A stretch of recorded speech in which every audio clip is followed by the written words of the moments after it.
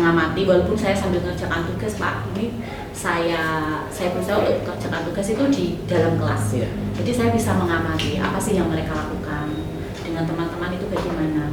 Nah, saat itu saya coba untuk kembali membangun hubungan emosional dengan anak-anak.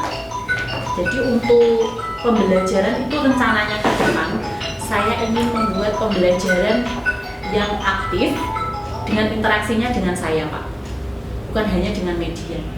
Karena saya melihat itu anak-anak seperti semacam lelah. Walaupun selama ini saya bahkan itu mengizinkan anak membawa HP. Karena sebenarnya kan tidak boleh ya Pak ya. Tapi membawa HP itu tujuannya adalah untuk anak kan bisa googling seperti itu, browsing untuk materi-materi. Saya beri kesempatan, misalkan pas ada materi itu harus menggunakan HP itu saya suruh bawa Pak. Nah itu ternyata bagi anak itu kok seperti tidak menarik. Terus untuk menggunakan Chromebook itu juga anak kan masih seperti tidak tertarik. Sebenarnya dia itu kok ingin berinteraksi dengan saya. Itu jadi saya itu maunya rencananya ke depan adalah pembelajaran yang interaktif. Saya ajak anak-anak untuk belajar di luar. Baik, ya berarti kan tadi sudah Bu Fitri sampaikan bahwa terkait pembelajaran sosial emosional, kemudian juga interaksi. Nah, saya pengen bertanya juga, selama ini terkait dengan rencana Bu Fitri tadi ya, selama ini ketika Bu Fitri mengerjakan banyak tugas, kemudian kurang intens dengan anak-anak, kemudian juga kedekatan sosial emosionalnya juga kurang. Nah, menurut Bu Fitri itu menjadi pemicu atau sangat berpengaruh tidak terhadap perilaku mereka selama ini yang kurang minat, kurang kreatif, hasil belajarnya menurun? Iya Pak, kalau menurut saya itu sangat berpengaruh. Karena dari pelajaran yang sudah ya Pak ya. Kemarin itu ada satu anak yang saya suruh mengikuti lomba. Dia itu langsung menolak. Tentunya kan saya kecewa Pak. Nah, terus saya agak ada kata-kata ya, penyampaian saya sih halus, tapi mungkin di hati anak itu tidak berkenan. Nah, anak itu kok pinter, dia coba berbicara dengan kepala sekolah. Mungkin dia nyaman kalau bicara dengan kepala sekolah ya, kan tetangganya sendiri, jadi agak akrab. Nah, dari situ kepala sekolah mengatakan bahwa saya itu harus menyelami jiwa anak tersebut. Ternyata anak tersebut trauma, karena dulu itu pernah ikut lomba berkali-kali dan tidak pernah menang. Nah, dari situ saya coba menerapkan Pak, dari saran dari Bapak Kepala Sekolah itu saya terapkan. Kita kan pernah diajarkan restitusi itu ya Pak ya. Terus juga kemarin kita sudah mempelajari tentang keterampilan sosial dan emosional. Itu saya coba untuk berkomunikasi dengan anak tersebut. Saya tanyakan apa kendalanya. Nah, dari komunikasi yang saya bangun dengan anak, ternyata dia itu menjadi lebih nyaman. Dan bahkan sekarang itu sering WA saya Pak. Bantu saya seperti itu. Kalau misalkan ada teman yang bagaimana, itu dia juga ikut membantu saya dalam menyelesaikan solusi dengan teman-teman sendiri tentunya. Jadi saya anggap itu kalau hubungan sosial emosional itu sangat penting dan itu perlu. Baik, karena hubungan sosial emosional itu penting, kemudian interaksi juga penting, dan itu menurut Bu Fitri tadi pemicu atau penyebab dari rendahnya minat anak, motivasi anak, kemudian juga hasil belajar anak. Nah, kira-kira ke depan rencana apa yang Bu Fitri miliki atau berusaha untuk dilaksanakan ke depan supaya nanti anak-anak terbangkitkan lagi motivasinya, minatnya, hasil belajarnya, dan juga interaksi antara Bu Fitri dan anak-anak terjalin lagi. Kemudian yang lebih penting lagi, Bu Fitri bisa menyeimbangkan antara melaksanakan tugas sebagai seorang guru dan menyelesaikan tugas-tugas di luar guru. Kira-kira apa yang Ibu lakukan? Nah, untuk kedepannya Pak, rencananya saya tuh mau memperbaiki keseharian saya itu dengan manajemen waktu tadi Pak. Seperti yang Panjenengan ucapkan tadi, yaitu menyeimbangkan antara tugas guru dengan tugas kedinasan yang di luar mengajar tadi Pak. Karena saya simpulkan itu ternyata kok anak-anak itu butuh perhatian dan anak itu tidak mau diduakan Pak. Tidak mau diduakan. Jadi dia maunya kalau di depan mereka ya saya itu perhatiannya full fokus untuk mereka.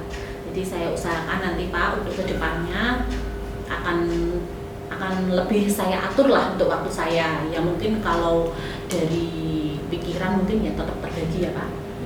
Tapi untuk mereka saya usahakan untuk saat di depan mereka itu saya fokus, benar-benar fokus dan tidak memikirkan yang lain. Baik, itu bagus sekali Putri.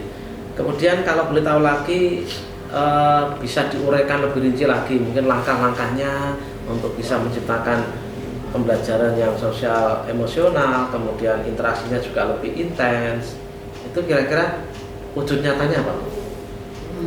Untuk wujudnya yaitu tadi Pak, pertama tadi sudah saya sebutkan ya Pak, untuk pembelajaran mungkin untuk beberapa hari ke depan istilahnya saya tebus lah.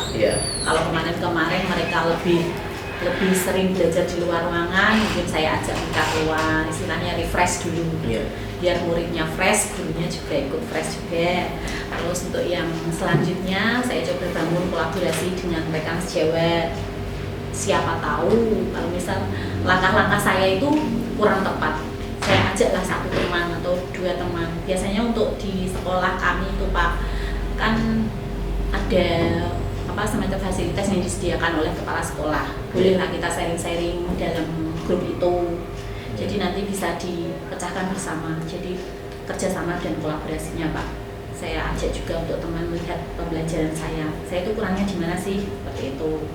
Terus untuk penerapannya ke anak tadi, selain pembelajaran, saya juga memberikan kesempatan untuk mereka mengungkapkan apa yang mereka inginkan.